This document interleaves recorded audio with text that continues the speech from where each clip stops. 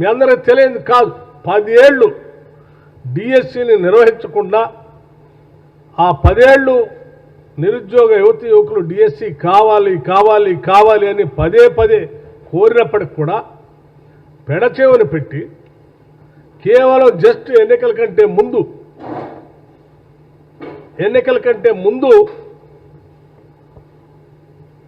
6/9/2023 నాడు ఉపాధ్యాయుల కోసం ఒక ప్రకటన చేయటం జరిగింది.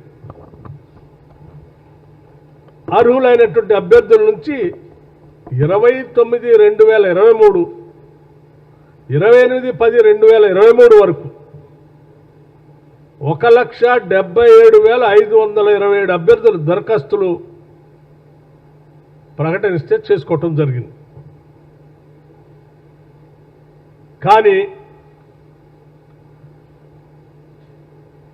ఎన్నికలు సమీపించాయి. అది ముందే తెలిసినటువంటి మాటే.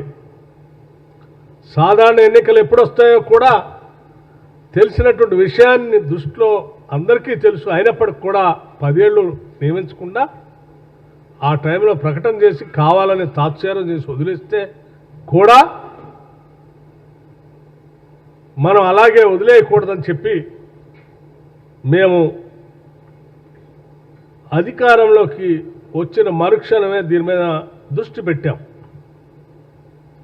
నోటిఫికేషను కేవలం మీరు 5,000 మందికి ఇచ్చారు.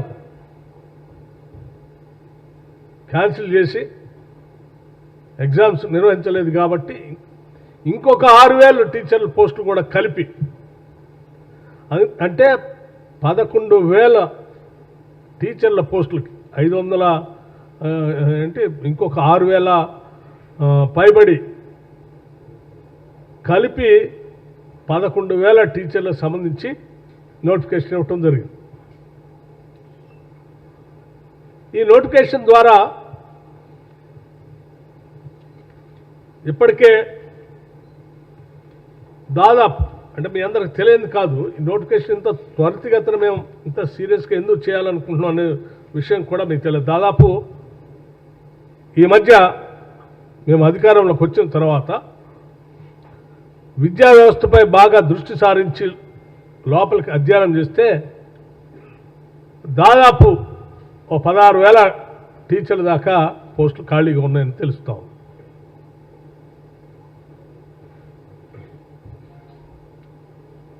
సో నీకు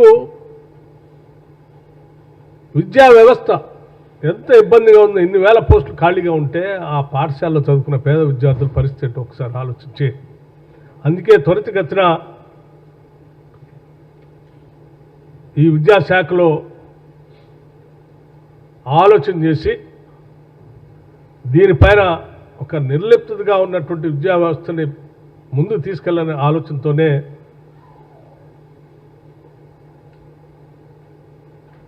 19,717 టీచర్స్ని ప్రమోషన్స్ ఇవ్వటం జరిగింది. ఉన్నవాళ్ళు 19,717 మంది టీచర్స్కి ప్రమోషన్ ఇవ్వటం కూడా జరిగింది. ఎటువంటి ఇబ్బంది లేకుండా, డిస్టర్బెన్స్ లేకుండా 34,000 మంది టీచర్స్ని ట్రాన్స్ఫర్ చేయటం కూడా జరిగింది. ఈ ప్రక్షాళన ఇవన్నీ చేసుకునే క్రమంలోనే వాస్తవ విషయాలన్నింటిని కూడా గమనం తీసుకొని ఈ డిఎస్సిని త్వరితగతిన చేయాలి అని చెప్పి నోటిఫికేషన్ ఇవ్వటం, ఆ నోటిఫికేషన్ ద్వారా ఎగ్జామ్స్ కండక్ట్ చేసి ముందుకు పోవాలనేటువంటి ఆలోచనతో మేమంతా ముందుకు పోతా ఉన్నాం. ఈ పరిస్థితుల్లో దాదాపు ఇప్పటికే మీ అందరికి తెలియదు కాదు, హాల్ టికెట్స్ 11th నైట్ నుంచి 8 PM నుంచి పర్మిషన్ ఇస్తే ఇప్పటికే 2,05,000 మంది 2,05,000 మంది హాల్ టికెట్స్ డౌన్లోడ్ చేసుకున్నారు. అట్లాగే ఎవరికైనా ఇబ్బంది ఉంటే గత ప్రభుత్వాల్లా కాకుండా 24/7 వాళ్ళకి పనికొచ్చేటట్టుగా ఒక గ్రీవెన్స్ సెల్ కూడా ఏర్పాటు చేశాం.